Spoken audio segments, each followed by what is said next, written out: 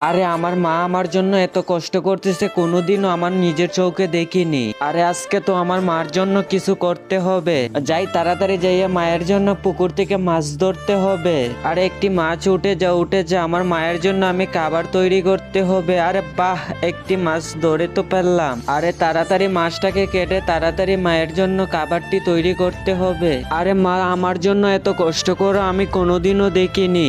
আরে মা বাসায় আসার আগে তাড়াতাড়ি মাছটাকে বাঁচতে হবে। আরে বাহ, মায়ের জন্য খাবারটি রেডি করে নিয়েছি, মায়ের জন্য অপেক্ষা করতে হবে। আরে এই দেখো টমি বাবু, আমি বাসায় চলে এসেছি। আরে মা তোমার জন্য খাবার রেডি করে আমি অনেক সময় ধরে অপেক্ষা করতেছি। আরে টমি বাবু, আজকে অনেক টাকা ইনকাম করেছি তাই আমার অনেক লেট হয়ে গিয়েছে।